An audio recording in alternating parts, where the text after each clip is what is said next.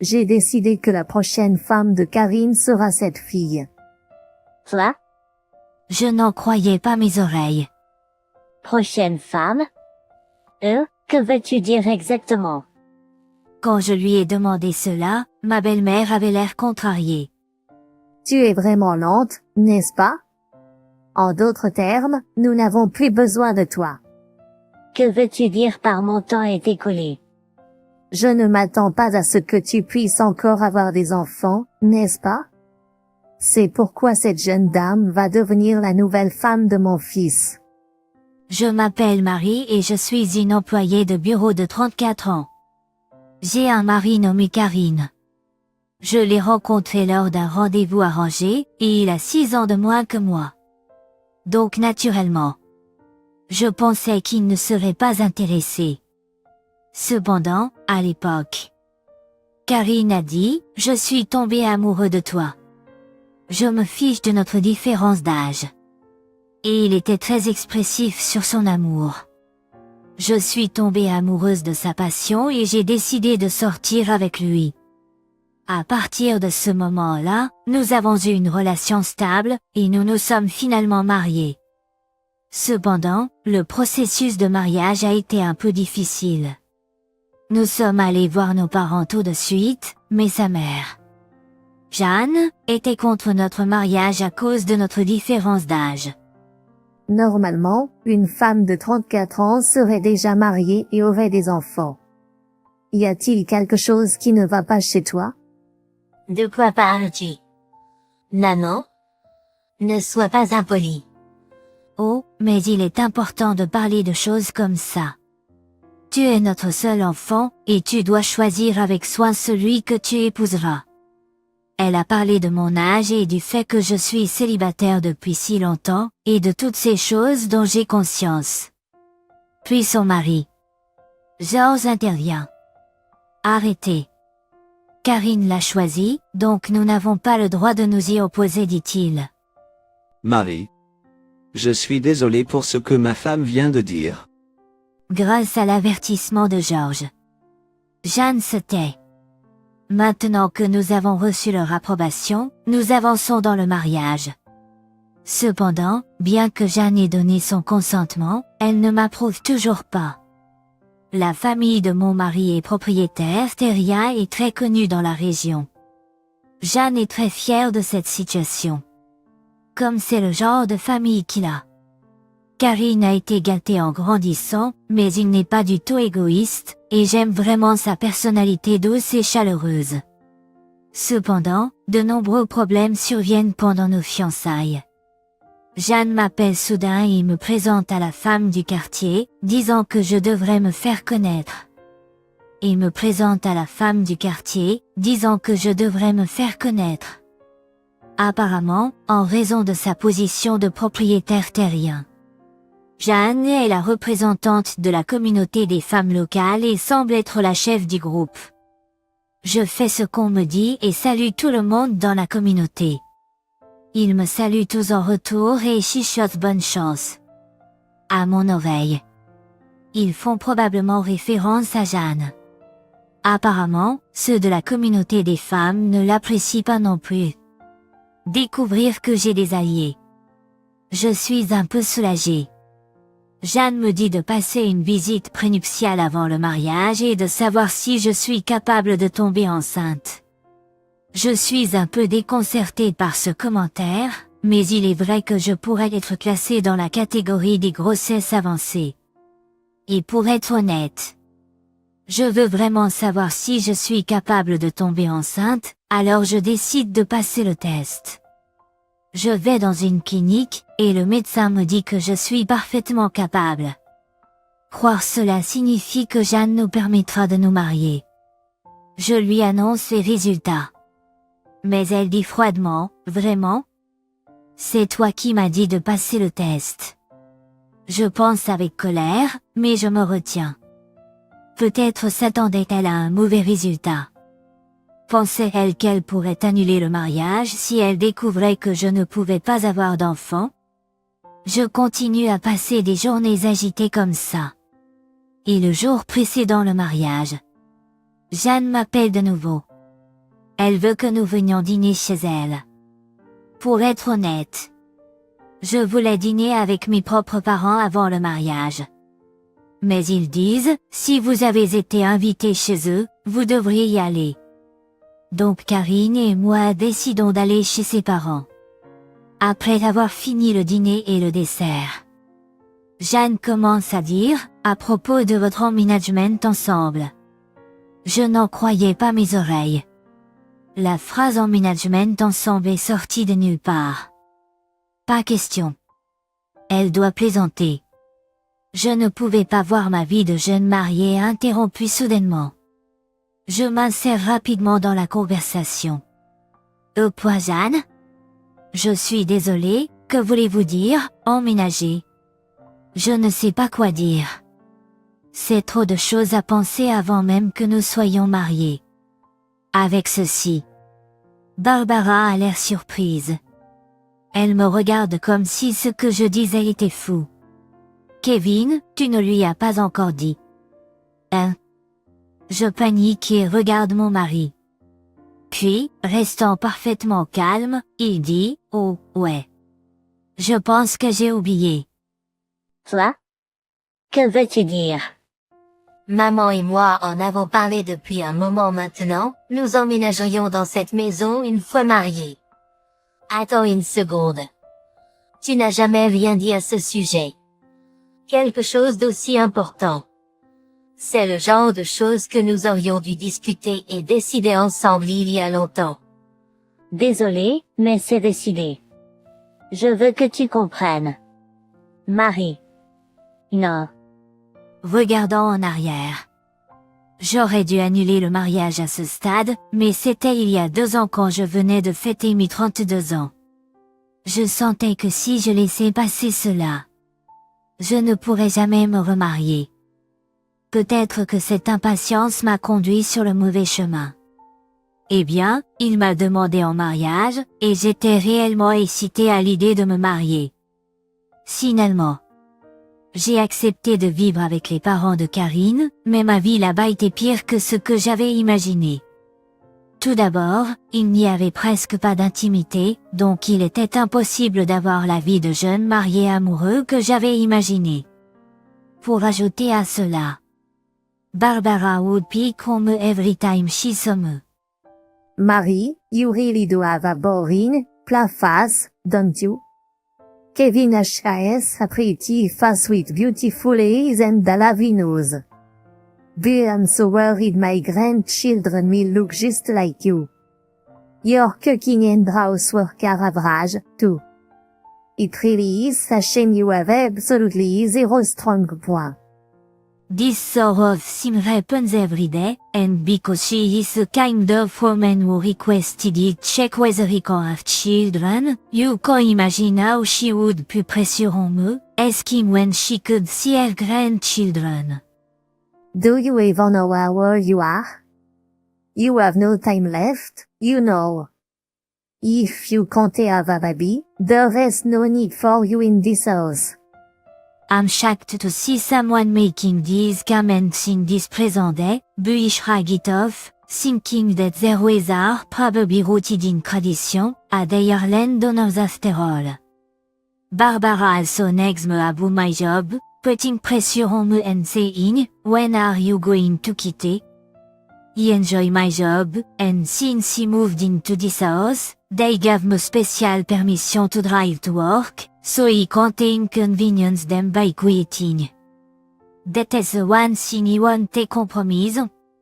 So he just let it slide no matter what Barbara says to me. But after a while, Barbara demands that he give her $1,000. Barbara demands that he give her $1,000 a month if he won't take it my job. In other words, she wants me to put money into the house to cover my living expenses. Barbara hasn't asked Kevin to pay any rent or living expenses, but I guess she is angry for not getting her way with me. Which is why she is making this request to me personally. Well, she had been letting me live there for free until then, so I agree and decide to pay her $1,000 a month. Well, you're just an office worker, so if you take this much money, you're not left with much to spend for yourself, are you? She says with an annoying smile on her face. Well, I'm not the type to spend much money in the first place. It seems until daybreak, so my life is pretty simple. Barbara must have seen this and thought he had no money, before me, this isn't particularly rough at all. I'm much more stressed out by how she sees me all the time. 2 years of life like this flies by. Now that I'm 34, not only Barbara, but Kevin also says, why can't you have a baby? Et me blâme pour tout. Je ne m'attendais pas à ce que mon mari dise une telle chose, et je suis choquée. Depuis lors, il continue à me tourmenter aux côtés de Jeanne. Je pensais que nous nous aimions, mais après avoir vécu avec Jeanne pendant 2 ans, je pense qu'il a été quelque peu manipulé. Si c'était juste Jeanne, je pourrais vivre avec. Je crois que j'avais construit une relation incroyable avec Karine, donc sa trahison me touche vraiment profondément. Au fil du temps, les actions de Karine et Jeanne deviennent de plus en plus absurdes. Un jour, quand je rentre du travail, je vais dans le salon et là je vois une femme à côté de mes beaux-parents et de mon mari. Elle semble plus jeune que Karine, peut-être dans la vingtaine. Je me demande qui elle est.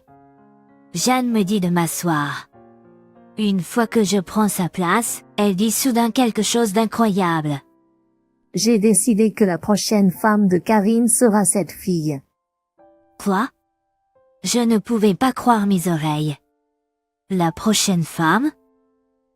Qu'entendez-vous exactement? Quand je lui ai demandé cela, ma belle-mère avait l'air agacée. Tu es vraiment lente, n'est-ce pas?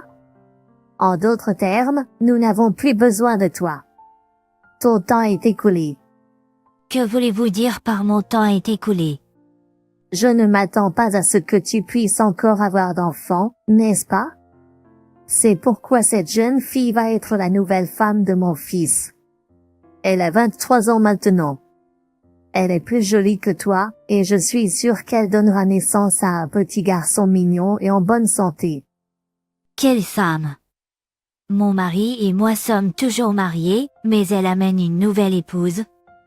Kevin s'opposera sûrement à cela. C'est ce que je pensais, mais j'avais tort. C'est pourquoi je veux que vous remplissiez cela dès que possible. Dit-il en me remettant les papiers de divorce. Je suis au-delà du choc. Je n'arrive pas à y croire. Avoir un enfant est-il si important? Ma vie sera ruinée si je reste avec ces gens.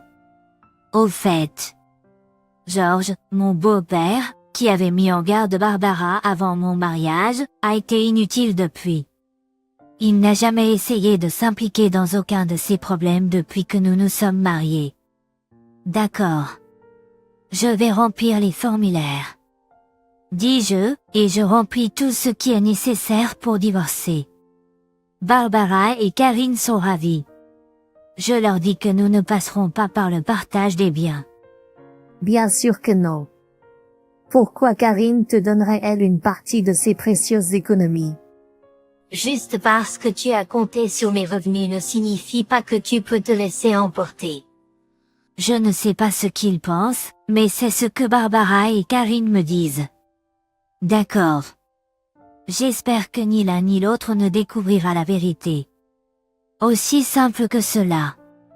Karine et moi divorçons. Je rassemble mes affaires et retourne chez mes parents, où ils sont tous les deux sous le choc. J'explique la situation, et ils comprennent et disent qu'il est juste que je divorce. Ils sont un peu en colère que je ne leur ai pas dit plus tôt.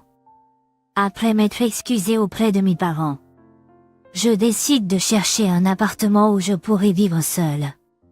Je recherche un endroit près du bureau, et il y a tellement de bonnes options qu'il est difficile pour moi de prendre une décision. Un mois passe après mon divorce avec Kevin, et soudainement, Kevin et Barbara arrivent chez mes parents. Marie. Que se passe-t-il? Que faites-vous ici? C'est moi qui veux savoir ce qui se passe. C'est ça. Kevin me montre la photo qu'il a prise de la télé. Là, je réponds à une interview. À l'écran, il montre le nom d'un restaurant, avec mon nom à côté, et le mot propriétaire écrit sur le côté. Fais quoi? Comment diable es-tu le propriétaire d'un restaurant? Tu es juste un employé de bureau, non? Oh, tu as vu l'émission hier. Le travail de bureau n'est que pour acquérir de l'expérience pour de futures opportunités. Quant au restaurant, nous gérons un vieux restaurant depuis la génération de mon arrière-grand-père. Mon père a ouvert un nouvel endroit. J'ai pris sa place il y a 5 ans, et je suis propriétaire depuis. Après avoir obtenu mon diplôme universitaire, je suis allé dans une école de cuisine nocturne et j'ai obtenu ma licence de chef. Donc, je travaillais au bureau pendant la journée, mais le soir et le week-end, j'étais cuisinier dans le restaurant de mon père. En ce moment, je me prépare pour une nouvelle entreprise, donc je laisse le restaurant principalement au manager, mais ils ont voulu interviewer le propriétaire aussi, alors j'ai accepté l'offre. Jeanne et Karine étaient choquées d'entendre mon histoire. Eh bien, elles le seraient, n'est-ce pas? Lorsque les parents de Karine ont rencontré mes parents pour la première fois, mon père leur a parlé de son restaurant, mais ils ont probablement pensé que c'était juste un petit dîner. Karine a simplement dit « vraiment » et n'a pas semblé s'en soucier plus que ça. Je viens d'arriver. Rejeté. Karine et Jeanne baissent la tête et quittent la maison de mes parents.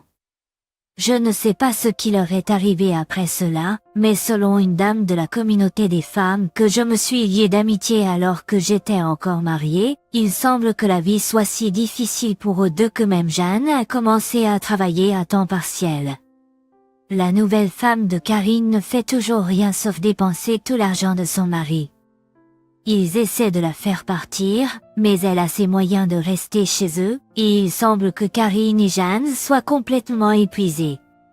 Ils l'ont bien cherché. Je trouve enfin un nouvel appartement et vis dans la chambre de mes rêves. La vie de célibataire est si agréable que j'ai l'impression de ne plus avoir besoin de me marier, mais je veux toujours trouver l'amour, alors je vais voir quelle rencontre j'aurai à l'avenir. Pour le moment, je suis plus concentrée sur mon travail. Karine et Jeanne sont incroyables. Karine ne connaissait même pas le travail principal de sa femme. Il n'avait vraiment aucun intérêt pour elle, n'est-ce pas? Peut-être l'a-t-il seulement épousée parce qu'il voulait une femme qui puisse avoir des enfants et qui écouterait sa mère. En tout cas, je suis contente d'entendre que Marie n'a plus rien à voir avec cette stupide mère et ce fils. J'espère qu'elle vit sa propre vie et trouve son propre bonheur. Merci d'être resté jusqu'au bout. Veuillez vous abonner à notre chaîne si vous avez apprécié cette vidéo et à bientôt dans la prochaine.